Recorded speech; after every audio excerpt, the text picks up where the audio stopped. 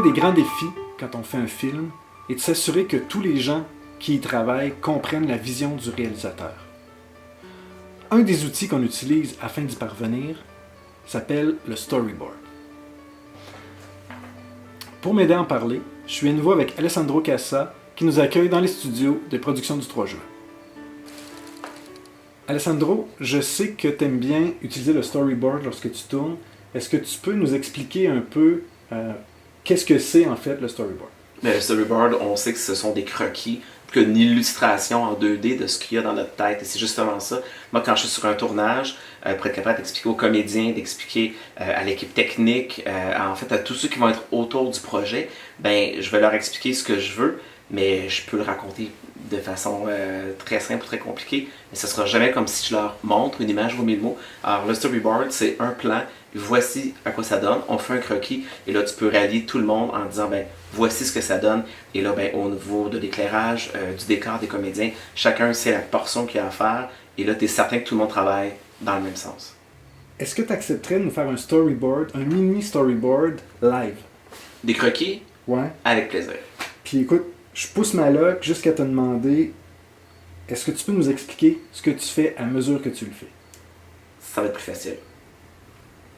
Dans le fond, tu vois, si on avait une entrevue que je devais faire avec quelqu'un, je me dirais, ok, mais je commence toujours, c'est du vrai croquis rapido que je fais, et je me dis, ben, il y aurait un premier personnage qui serait probablement ici, très gros plan, donc on le verrait très près, donc mes premiers storyboards, tu vas voir, c'est très rapide, puis je pourrais avoir un autre personnage ici un peu plus loin, donc, et on verrait qu'il y a une discussion, et là je me dirais, ok, bon ben à ce moment-là, si ça me va, tu vas voir ce que je fais après, ben je me dis, je vais avoir besoin d'un point d'éclairage ici, absolument, j'ai besoin d'un plan d'éclairage ici, et je vais sûrement avoir besoin d'un bac éclairage.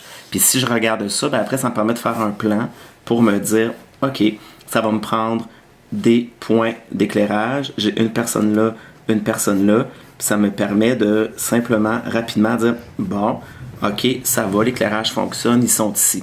Ces deux personnes-là, ben ce que je vais faire, c'est que je vais faire sur le croquis, je vais faire du bruit. Tu m'excuseras, François, j'ai pas pensé. Et là, on se dit, ce premier plan-là serait fort simple.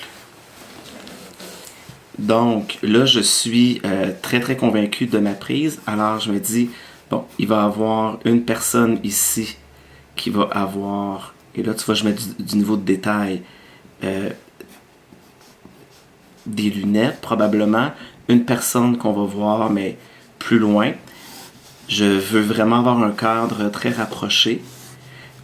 Et je vais vraiment les cadrer de façon que la personne qui parle, qui est probablement l'animateur de la chose, va poser des questions à une personne qui va être derrière, vois-tu. Et là, je me dirais au montage, ok, je veux avoir, ça c'est mes propres codes à moi, un pan, donc de gauche vers la droite, où j'en disais, non, plutôt ce que je vais vouloir, c'est carrément un pan ou un zoom vers le devant. Et là, tu vois que je suis en train de me demander qu'est-ce que je fais avec ça, alors je recommence. Puis je travaille vraiment comme ça mes storyboards, jusqu'à me dire, ok, on va y aller encore plus loin. On va avoir un pan qui va aller de ce sens-là. Et là, on va avoir derrière, parce que là, il faut mettre un décor, ben, le début de ma scène va être ici.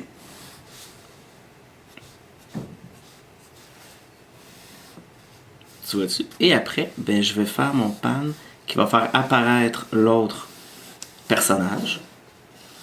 Tout simplement.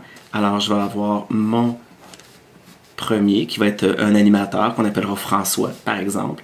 Puis, je vais avoir quelqu'un qui va être très loin, qu'on appellera Alessandro. Et je vais savoir que là, j'ai besoin d'un mouvement de caméra avec un double éclairage. Et à partir de là, ben là, je le détaille jusqu'à savoir où vont être mes plans de montage. Et ben là, à quoi sert mon éclairage, comment les gens vont être placés. Et tu remarqueras que mes personnages ressemblent beaucoup, quand je les fais, à mes personnages de romans jeunesse. Donc, on dirait qu'on n'est pas capable de faire autrement. Et là, ben, j'aimerais aller jusqu'à dire, je vais avoir des ondes de noir parce que je vais avoir un éclairage autour de ces personnages-là avec le premier plan qui va être cadré vers le deuxième plan avec le mouvement de caméra. Et on va avoir lui, donc François, qui va expliquer. Et après, la caméra se déplace, on a François et apparaît, appelons-le Alessandro, notre personnage qui est à côté. Alors c'est ça le storyboard. Tu vois, je t'ai montré du storyboard un peu plus rapidement fait pour placer les comédiens, mais ça c'est une scène dans mon court-métrage Roms où je devais expliquer qu'on allait voir des personnages à travers une coupe de vin. Et pour être capable de le faire techniquement, c'était plus facile de voir. Donc là, le storyboard a été très pratique.